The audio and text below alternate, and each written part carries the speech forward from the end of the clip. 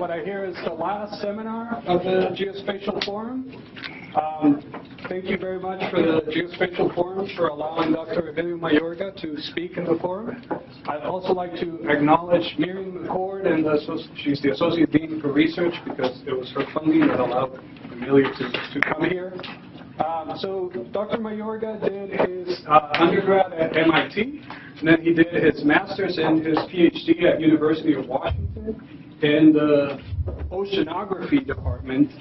But even though he was in an Oceanography department, his graduate work was actually on carbon processing in tropical streams in the Amazon. And he had a 2005 Nature paper from his dissertation, so that's a good bar to set for graduate students, right? And I met Dr. Mayorga in a workshop that we did in 2010 in Costa Rica, trying to synthesize the role of tropical streams in carbon processing, which is what he's going to talk about today.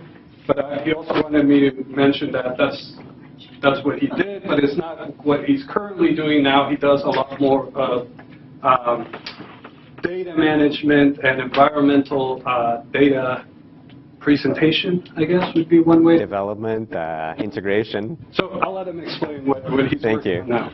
Well, thanks to everyone for coming, and thanks Ross and everyone for inviting me. I've had a very meandering career. So as you said, this is not what I do, what I have done recently. So it's sort of an accumulation of stuff I've done or haven't completed and hope to do with colleagues here.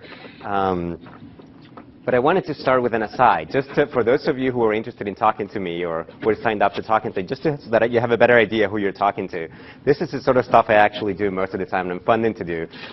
This is in the Pacific Northwest, an online platform where we integrate data from multiple sources, so from different providers. We integrate near real-time observation, model, remote sensing data to serve a wide range of communities, both scientists, agencies, the public, tribes, really anyone. So that's actually the meat and potatoes of what I do these days, for better or for worse. If we have time at the end, I'm happy to talk more about that. And you can see here, this is depth from a buoy that's sort of near real time with models in the back. But anyways, that's the last you'll see of that. I'll start with science and sort of progress towards informatics and geospatial. So for some of you, the start may be more interesting. For others, it might be really reverse. And I'll start at the global scale. That traditionally, if you go back even 10 years ago, you would see pictures. Well, I'm going to get a step ahead. Pictures like this from the IPCC that had all the fluxes at a global scale. We summarize every flux, like from land to atmosphere.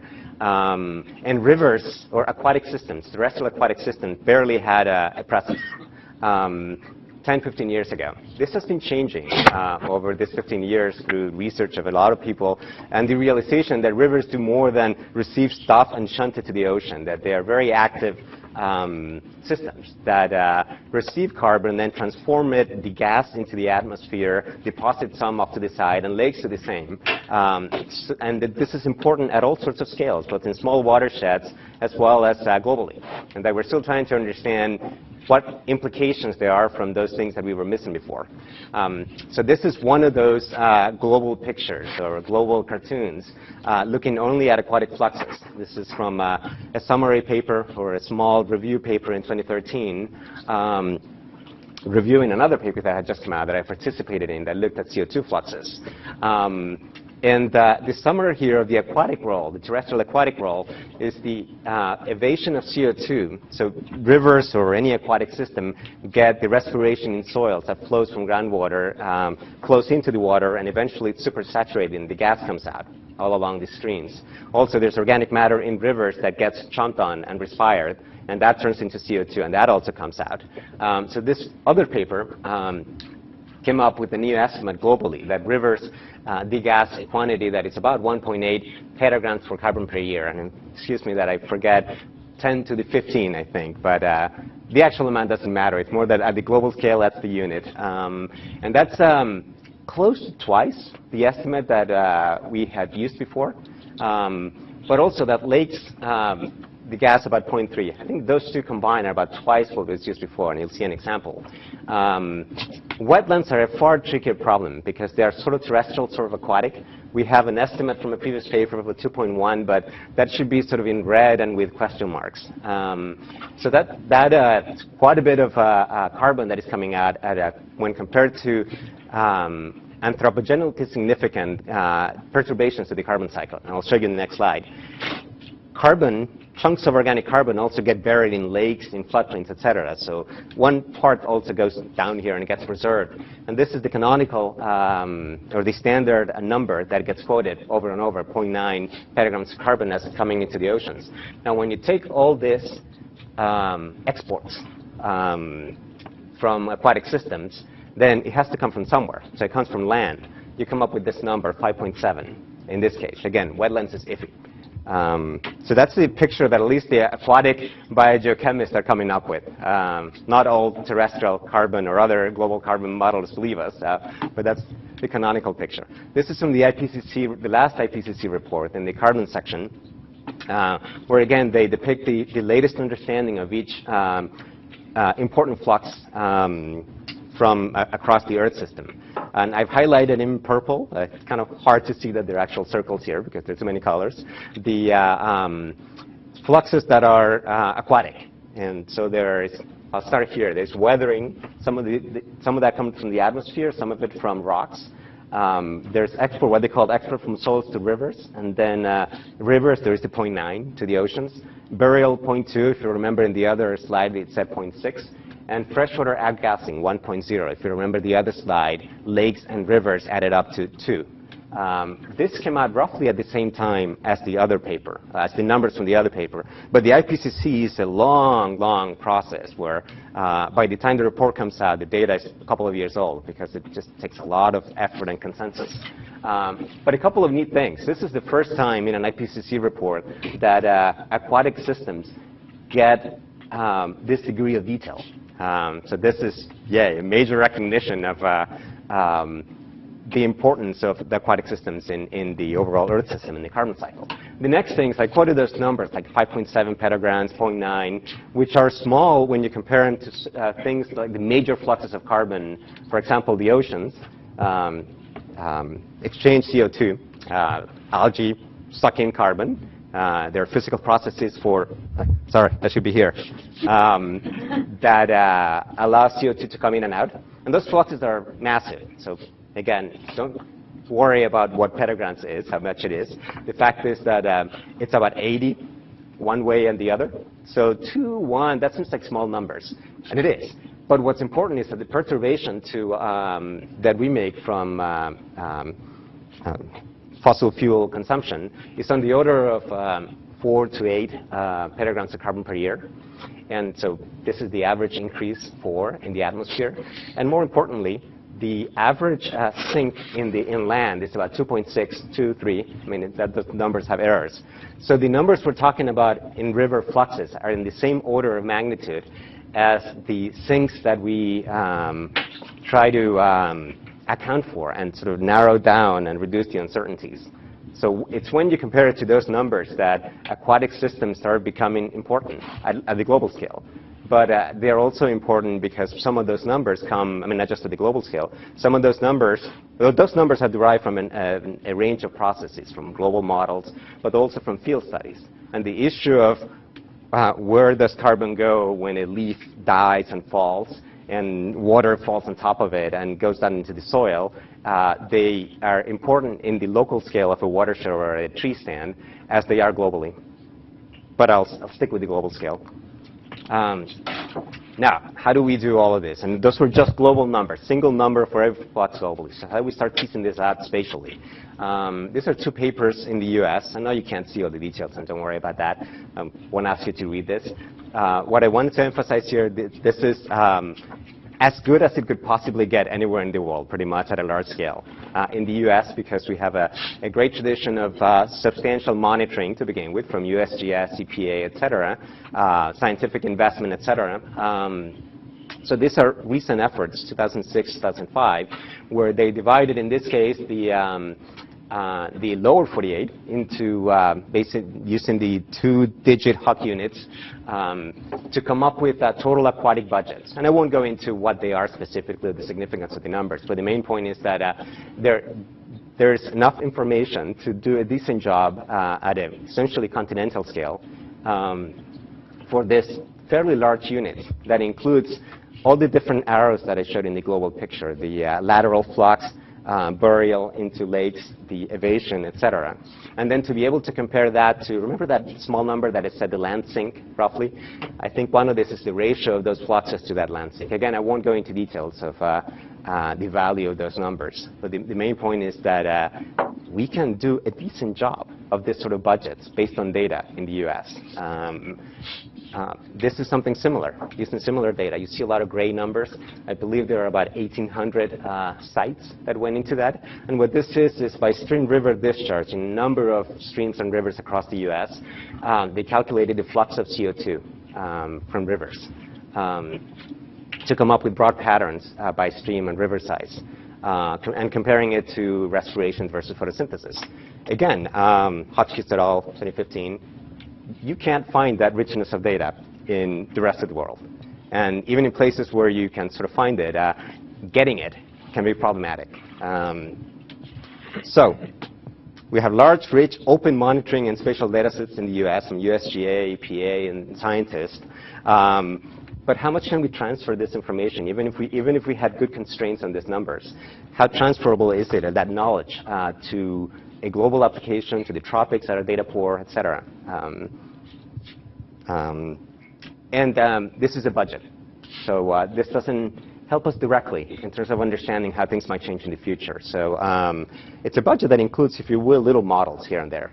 But we still need models to be able to do that extrapolation or projections into the future and in other areas. So now, getting into stuff that I've done, this is one step in starting to go from the single global picture to some spatial distribution.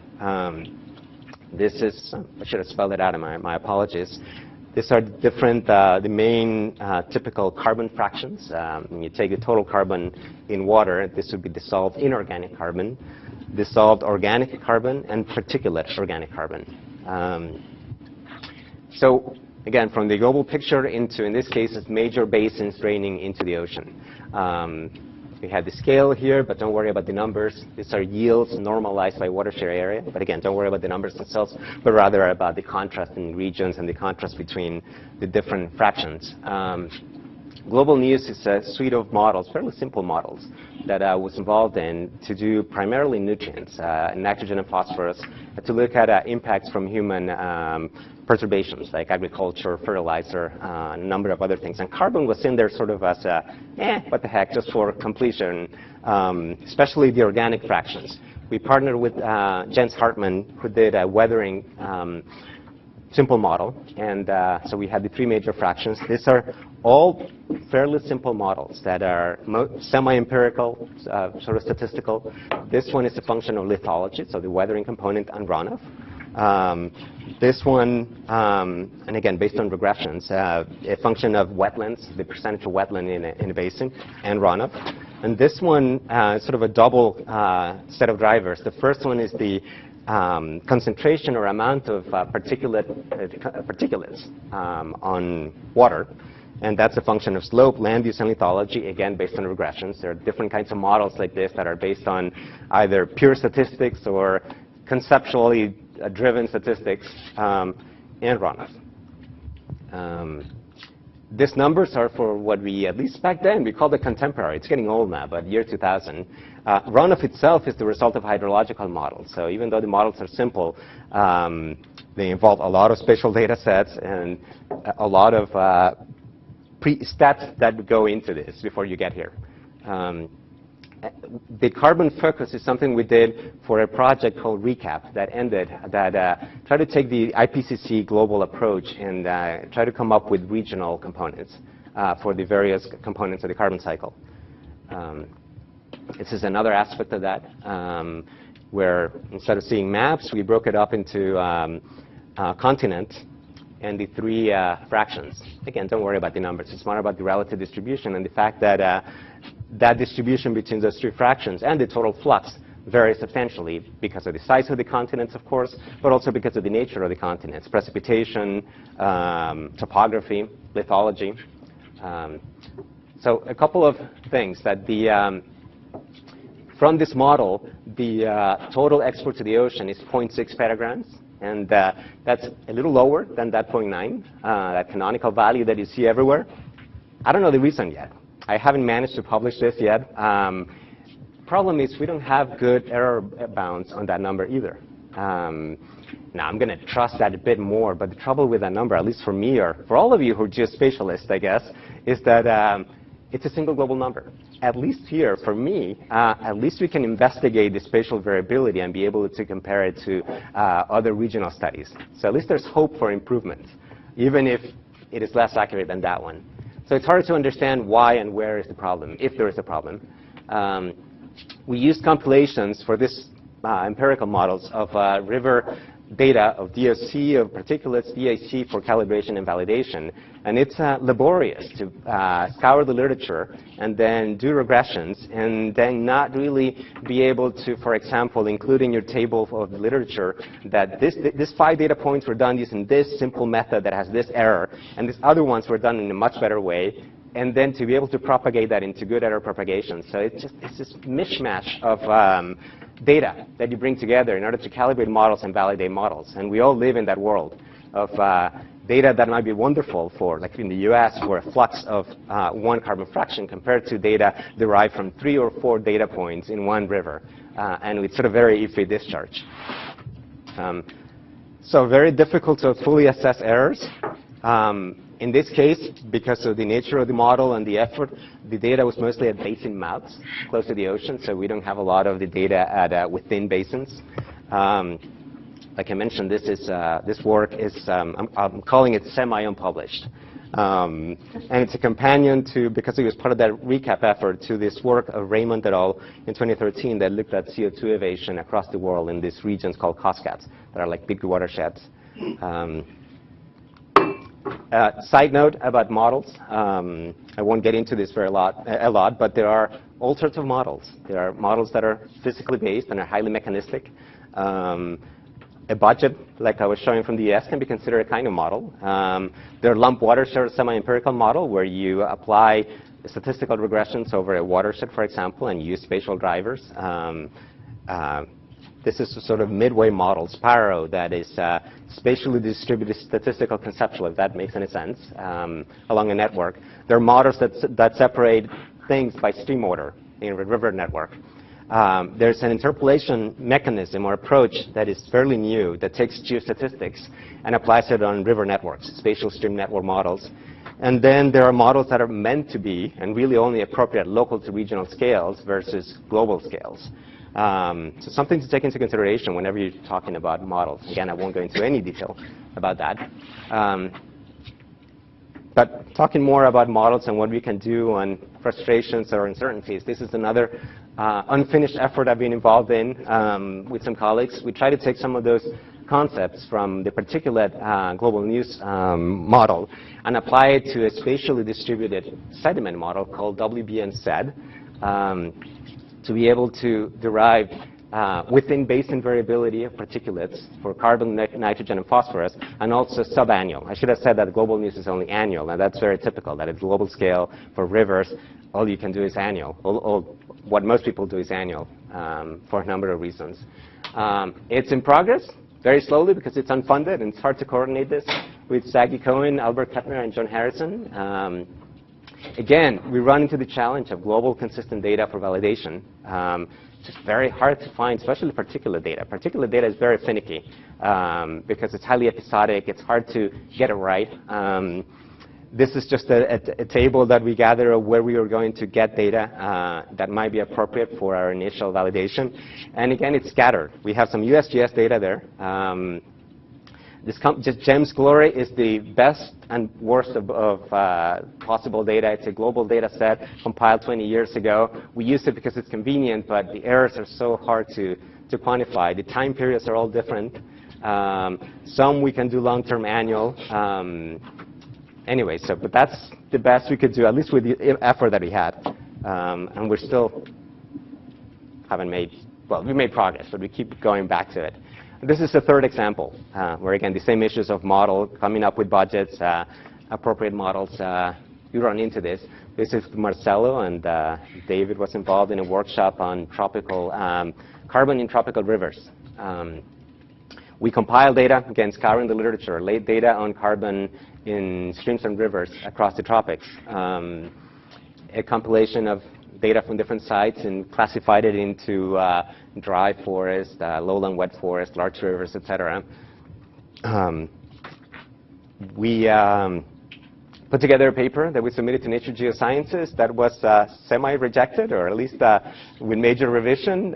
We revised it, and none of us quite liked the direction the editors wanted to go, and then it was rejected in the end. And that's when we just ran out of steam, I guess. Marcelo and I were just talking about reviving it.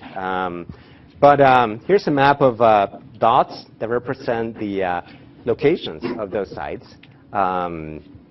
At least this day and age, most people have GPS, and you do have the locations. If you have studies from 20 years ago, that wasn't so much the case. But we still run into the problem that in order to develop, for example, a statistical regression model of watershed properties against a data point, you need to derive the drainage area. If you're studying one site for 3 years, you are going to find the right DEM, and you are going to derive the drainage area, and maybe create a GIS layer for that.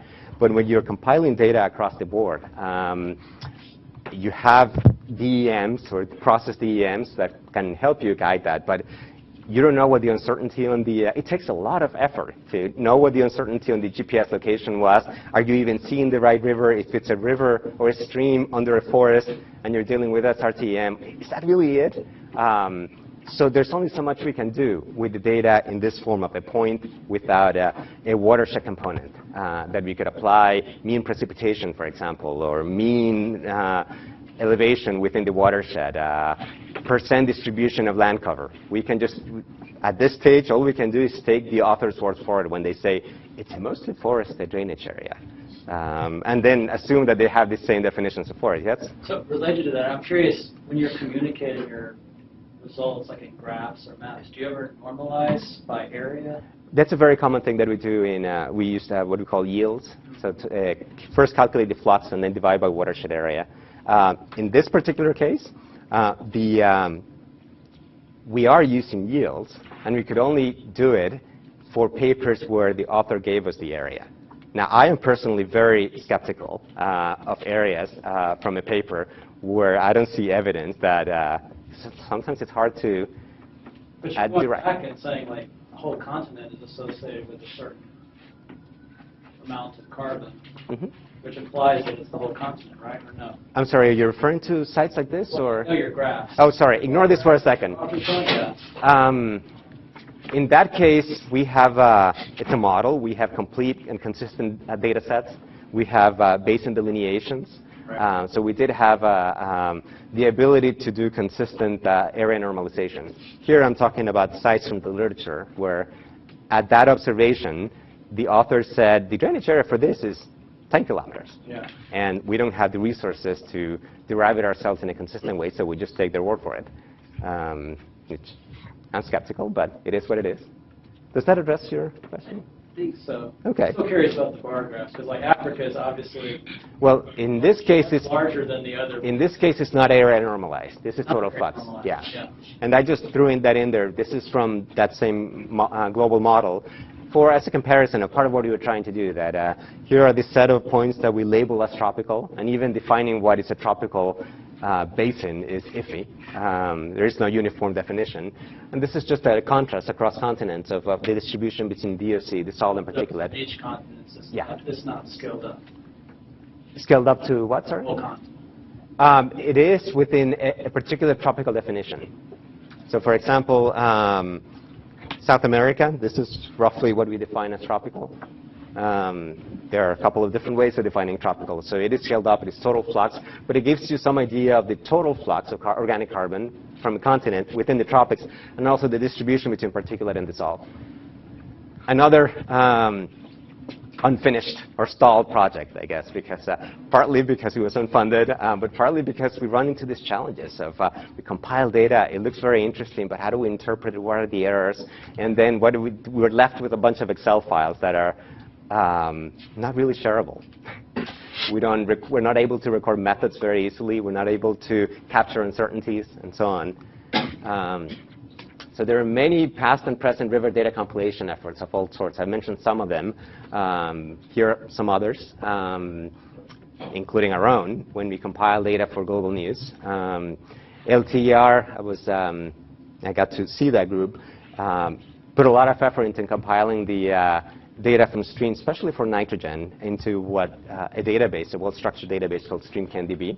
I think they eventually published some papers. I think they ran out of steam and funding by now.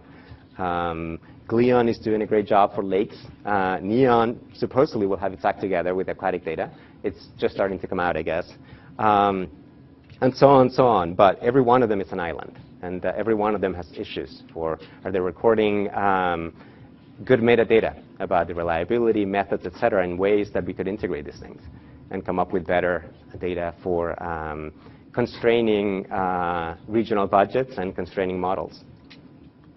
So just philosophizing, I guess, or expressing frustration that what is needed and what is possible. Many of you, maybe if you work at a global scale, may be familiar with HydroSHEDS, which is derived from the SRTM, the EM, and through some pre-process or post-processing to make it hydrologically conditioned so that you can derive stream networks that are mostly consistent.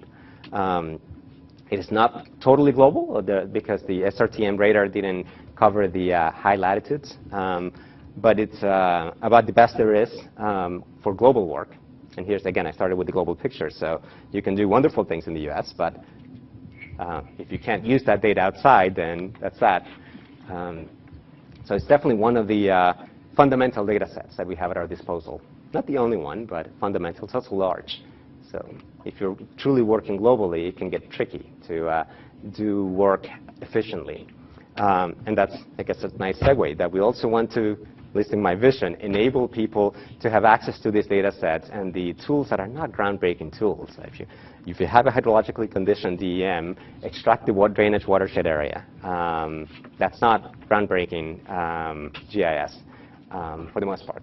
So, but data sets can be large. People may not know which one is the appropriate data set. So this is an example of a project I've been involved in called Model My Watershed, where an application, it started in the Delaware River Basin, but now it's US, lower 48 scale. Through the TAUDEM, if you're familiar with DEM processing, you'll know TAUDEM. Through adaptation of the TAUDEM software, it's able to be interactive and allow people, in this case, it's oriented to clicking. Click on a point. You don't have to fall on the network. It'll sort of snap to it.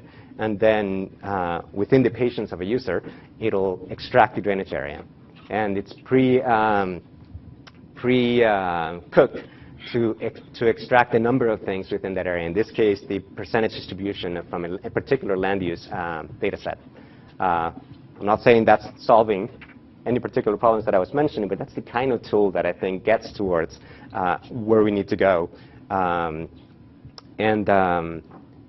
Not just for people to click one off, but also to do, since it's a geospatial forum, to do it programmatically, to have, for those of you geeks here, web services so that you can, if you have 20 sites, you don't want to do one, here's another one.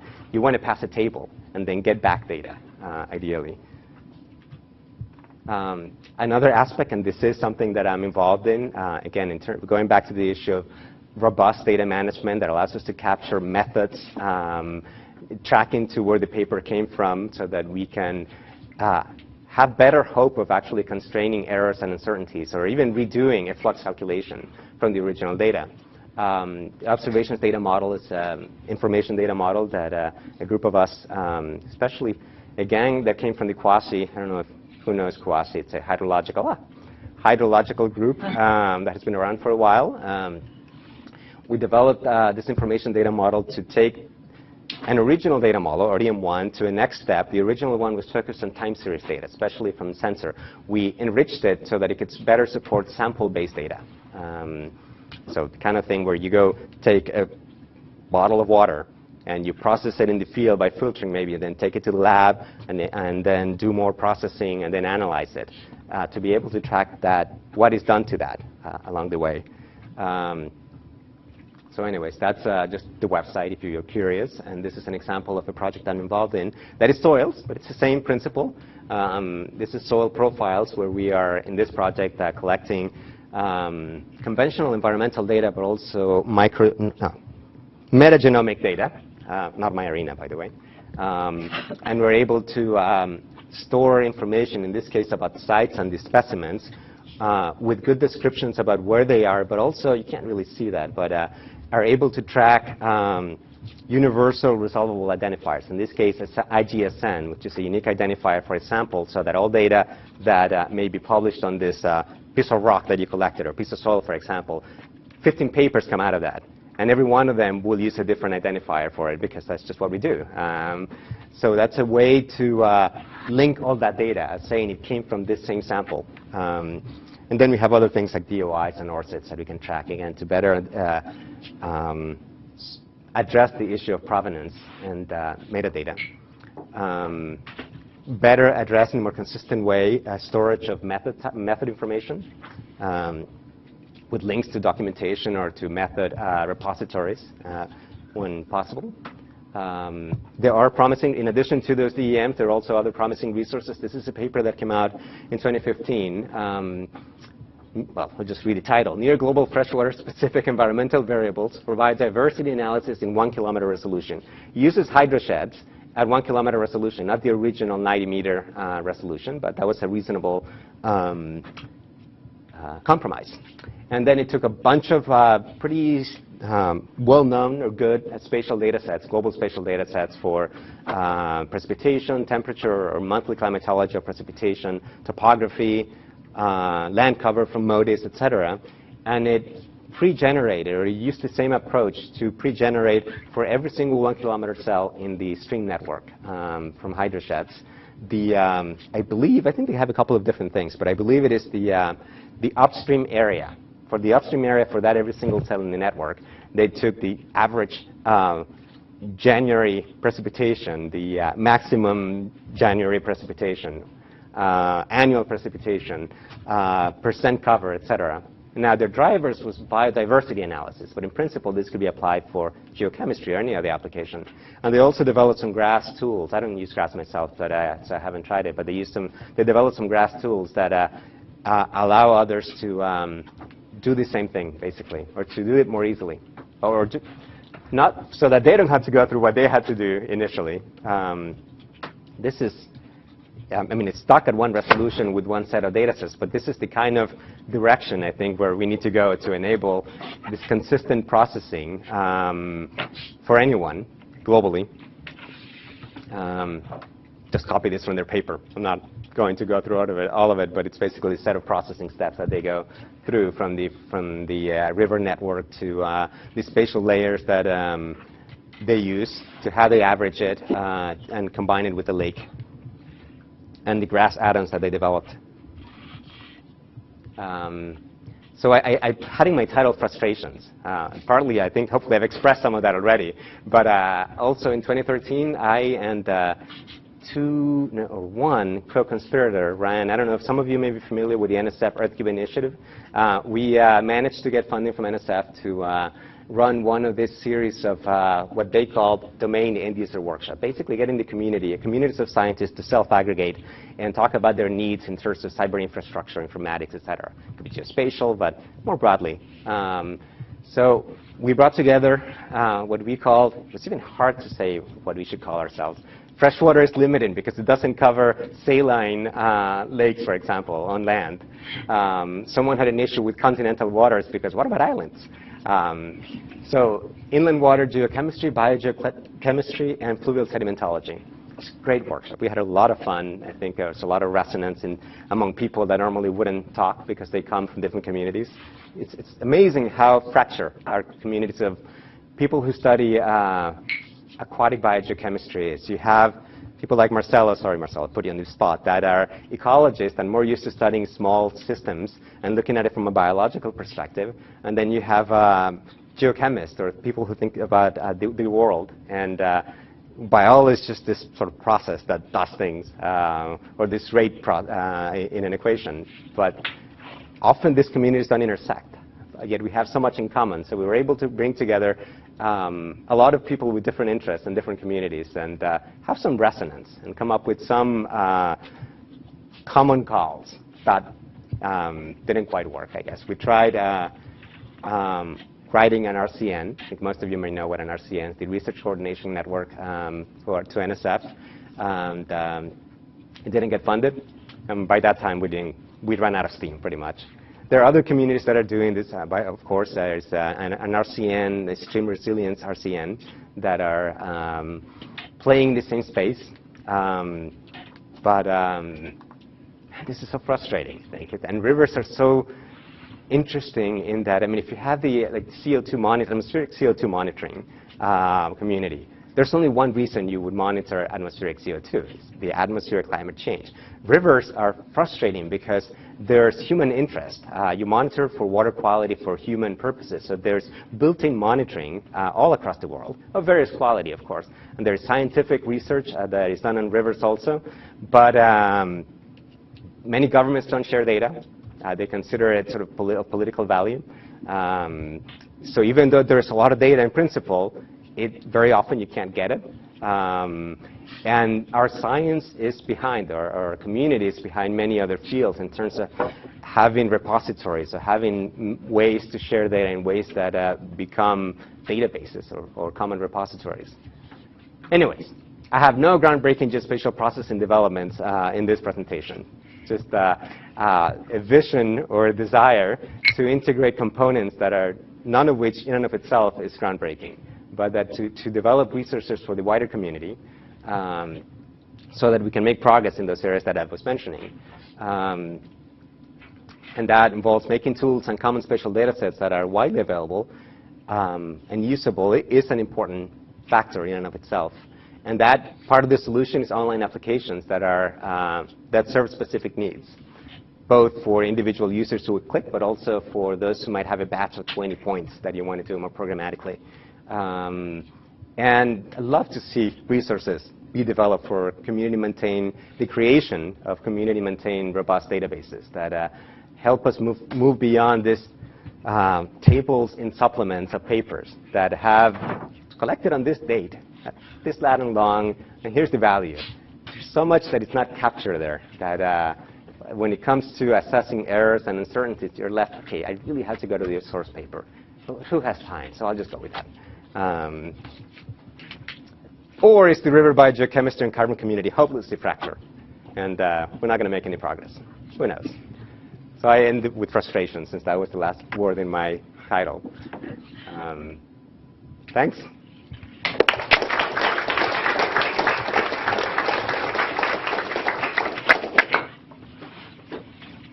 We have plenty of time for questions. The adjustment upwards of the fluxes that are coming from these rivers and streams recently, that wasn't reflected in the EPCC report. Is this a result of these sorts of efforts where we have more observations, or is it that in combination with greater understanding of the process involved? And what do you think about that going forward? Are we going to discover that it's higher still? So two questions there. The first one, I think it is the result of a combined effort, not so much new discoveries, but really putting together the resources to takes a lot of data to define sort of divergent data, the surface area, to estimate the surface area of rivers of different sizes globally, and to come up with a scheme to estimate it. A scheme to estimate the rate of flux, take concentrations and extrapolate. So estimates had been done before, but this paper really was by far the most thorough estimate that had been done. Now, in the second part, and again, it involved a bunch of people. The second part is it going up? I would say if you look at some studies that are being done regionally, that then extrapolate to the region that they study, like certain areas of the tropics, et cetera, you see a bit of everything. Areas where the values might be lower than in this global estimate, but I think the trend is upwards. That, or at least what I've seen, I haven't been paying extremely close attention, but mostly the trend that I see is upward numbers regionally. And it'll take another effort at some point to sort of bring this back into the fold and decide that globally, has it gone up really? Or is it some difference in methodology or time period or other factors? Did that answer? Yeah. Yeah. David? I was just going to ask, with regard to your third frustration there, have you looked at or used HydroShare at all? I work with David Tarboton. Okay. I work with that group quite a bit. I've used it somewhat. There's been times when we talked about writing a proposal or something along these lines, but not lately. They're a very good group. They're a very good crowd. There might be some hope in there. But is that system not what you're looking for to maintain it may have pieces and model output and share it? It may have many of the pieces to do this. And it may require more energy to have focused conversations on this specifically. Sorry for the fuzzy answer. But I do know David Tarboton very well, and Jeff Horsburgh, and others in HydroShare. Just haven't recently had a conversation about this.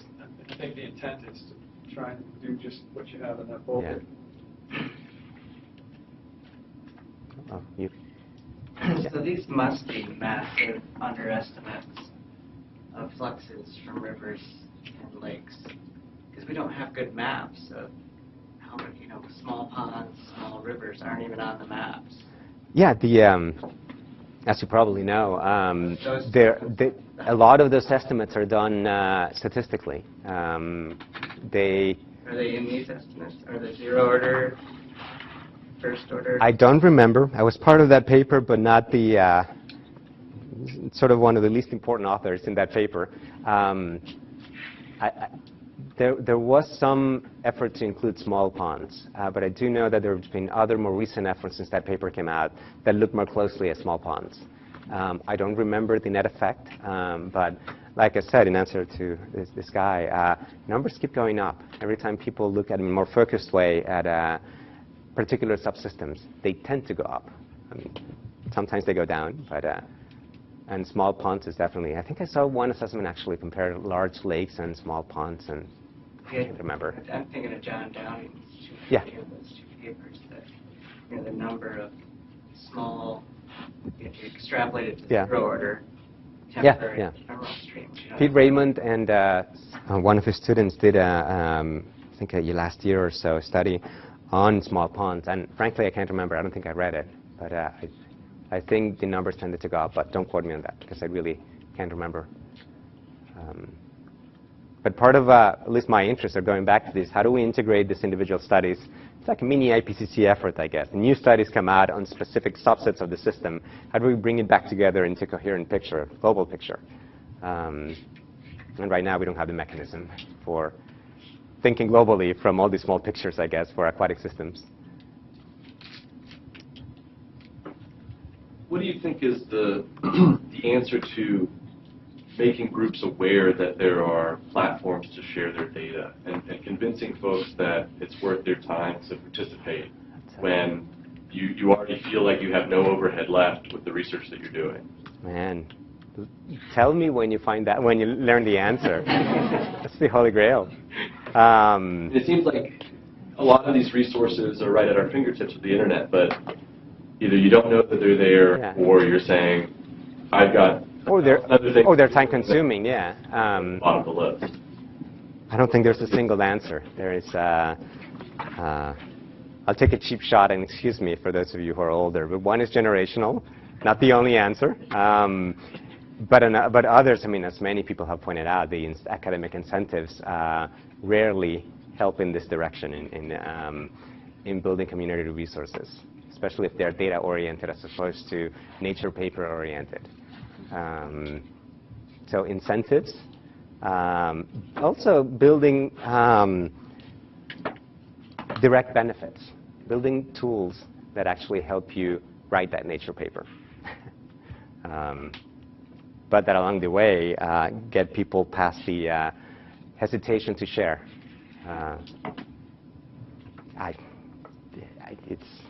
I don't know. It's going to be a combination of small efforts, I guess, and coalitions of the willing. Do you think the push has to come maybe from the funding agencies who... It has to involve the funding agencies. You send your next proposal in. It has to involve funding agencies. I don't think that's enough. If I remember correctly, I mean, at least for NSF, I remember, when was it, 5 years ago or so, that or more, that they established a data management plan requirement. I was not impressed with what the data management plan required in terms of what that was. Was it progress? Sure, but it was bare minimal, I think. You can still make files available that are extremely difficult to use and to use well. There's also the issue of papers that are more and more, and this is a great thing, are requiring data to be always included. It doesn't matter whether it's supplementary tables, ideally in a more usable form rather than a PDF table, for example, or submitted as its own data set in some repository. That's all progress. But it's still so time-consuming that who has the time? Except you guys.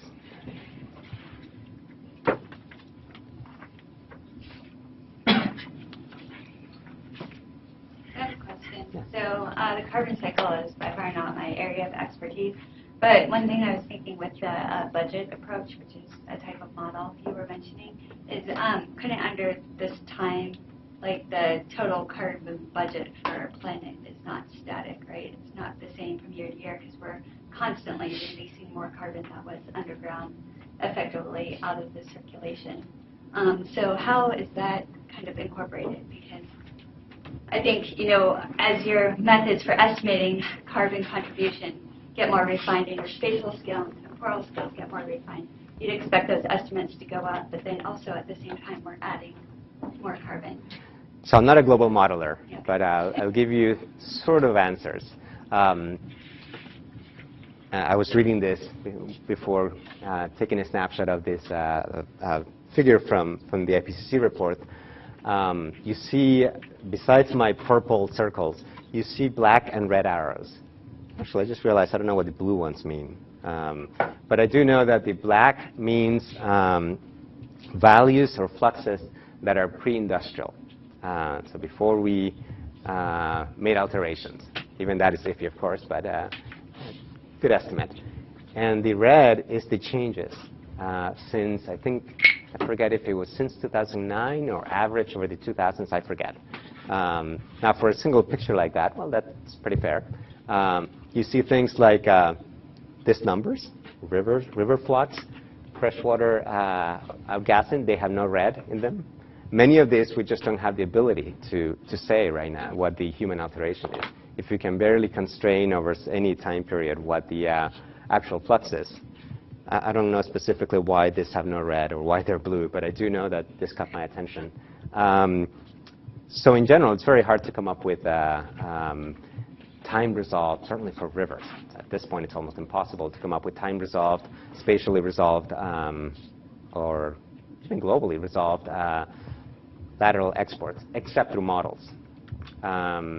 And there are different models of different ecosystems or different Earth systems, I guess, or subsystems are more advanced or farther along than others. Certainly, atmospheric models will give you that annual resolution. Terrestrial ecosystem models they still have quite a bit of divergence, but they have that capacity. Oceanographic model have that capacity, and you will find certainly ensembles. I mean, part of the way the IPCC works is that they include groups of modelers, and they have a very structured way of capturing the output in consistent ways and making that available to the community so that you can take that ensemble and do your own thing. And that, I think they have temporally resolved variability, but each model is its own world to some extent. So it's really more boundaries of annual or decadal changes. Not sure that answers your question, but I mean, if you look at things, there are certain things where we have good answers. So for example, the mean CO2 of the atmosphere, we have pretty good answers on that. But gosh, the variability of net primary production over land by a year. I'm not sure how good we are. Maybe between remote sensing and some terrestrial ecosystem models, we are getting good at reducing the uncertainty so that we can have decent global annual values. I'm not sure. I was just thinking with all the climate and land use changes that are going on all the time, all over the world, just like droughts and fires and Yep. the permafrost melting, all that would contribute. Oh, yeah. Yeah. So. And that's part of what makes this data compilations tricky, that many of those factors sort of disappear when you take a number and put it in a table. And there may be some idiosyncrasies about that year that you're not capturing, but that's all you have.